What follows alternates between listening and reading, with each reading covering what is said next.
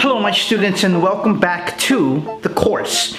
Now in this course we're talking about tenses, and so far we've seen that tenses can be tricky, and you've learned the secrets of using the future and using the present.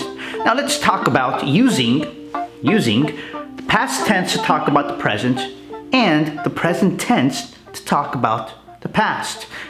How do we do this, teacher? Well, I'm going to teach you, my students, how can we use, and by the way, this is going to be a rather brief class, but although brief, it will be valuable. So let's begin. How can we use the present tense to talk about the past? When do we do this? Well, as most of these things in this course, my students, the moments are very specific. So let's begin. When can we use the present tense to talk about the past and the past tense to talk about the present? So we use the present tense to talk about the past with second-hand information. What am I talking about? Well, I'll give you an example. Let's say that I have a friend whose name is Bob.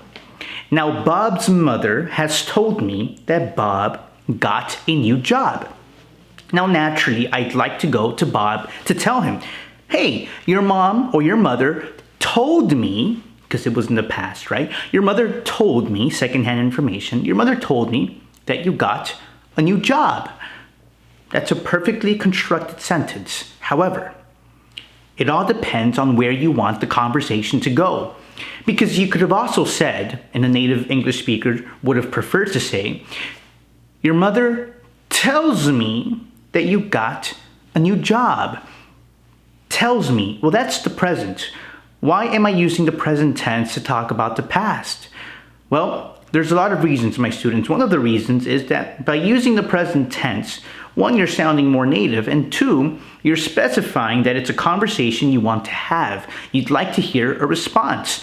For those of you Spanish speakers, if you're a Spanish speaker and you're listening to this, you do the same thing in Spanish. Now you can say, tu mamá me dijo que conseguiste un nuevo trabajo, but you can also say, oye, me dice tu mamá que conseguiste un nuevo trabajo.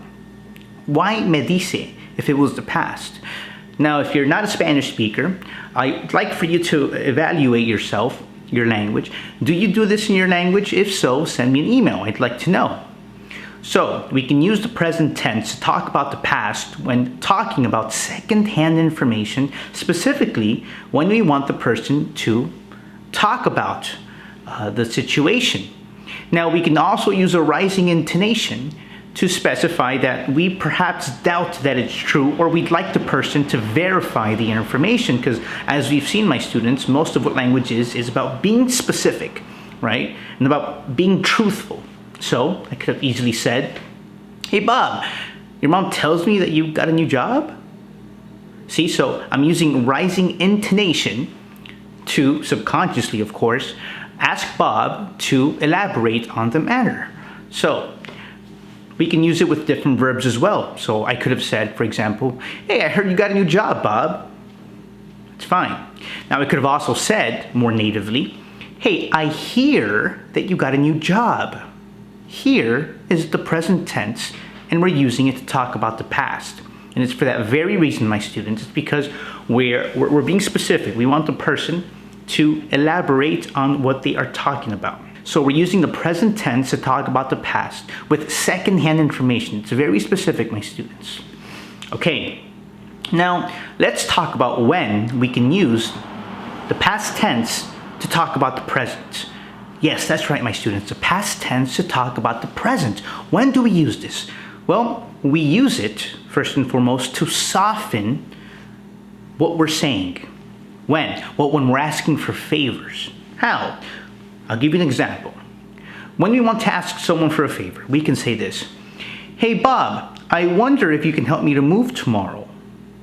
I wonder if you can help me to move tomorrow, right? You're wondering it at the moment. I wonder if you can help me to move tomorrow. We can also say, I want to ask, can you help me to move tomorrow?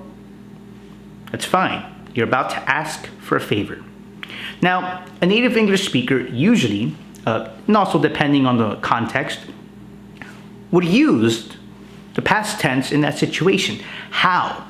Well, they could have said this. Hey, I was wondering if you can help me to move tomorrow. Or with want.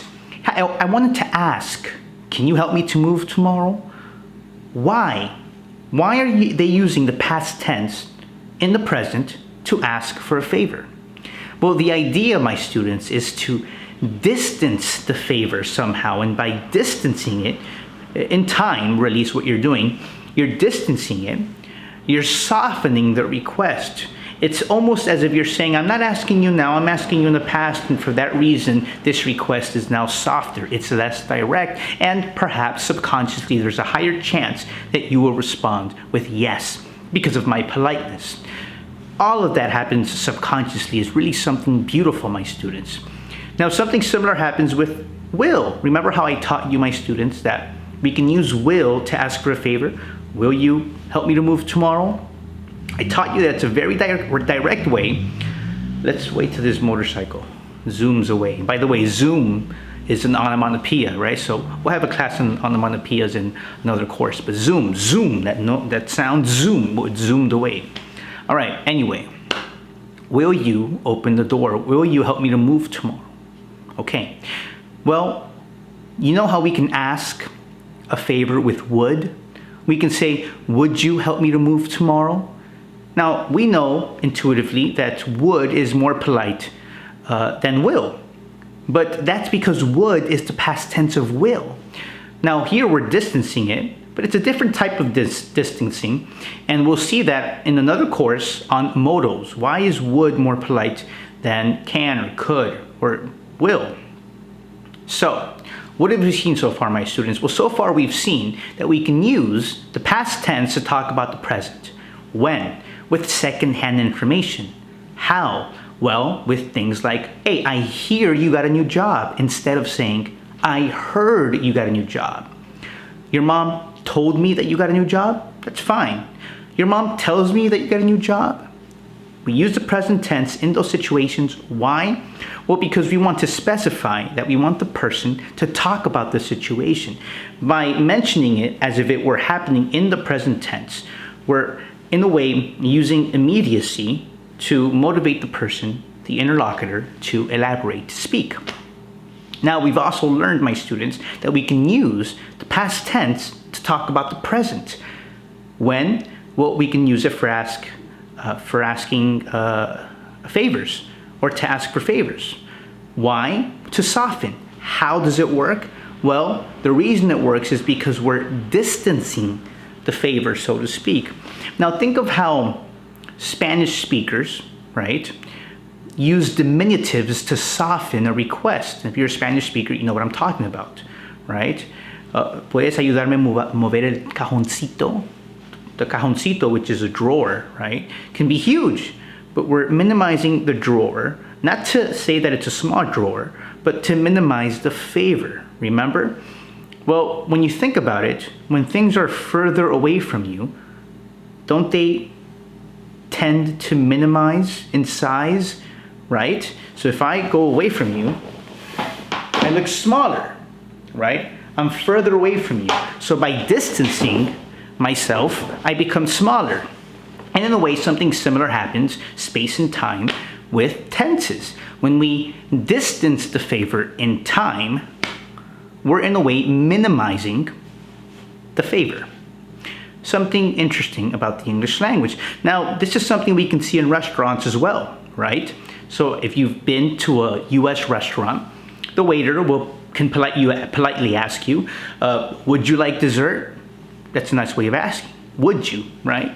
Now, naturally, the server could have said, do you guys want dessert? Do you all want dessert? But no, a waiter wouldn't do that, at least not a good one. A good waiter would say, did you all want dessert? Did you all want dessert? Did you? Why did you?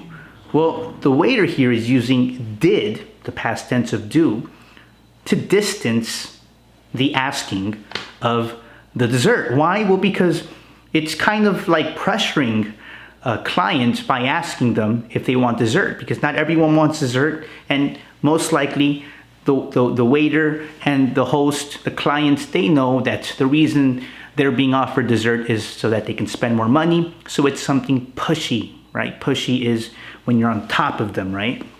So to avoid being pushy, the waiter uses the past tense, did you want dessert, to talk about the present.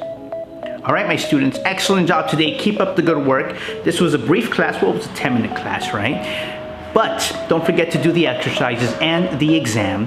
That's all for today. See you next time.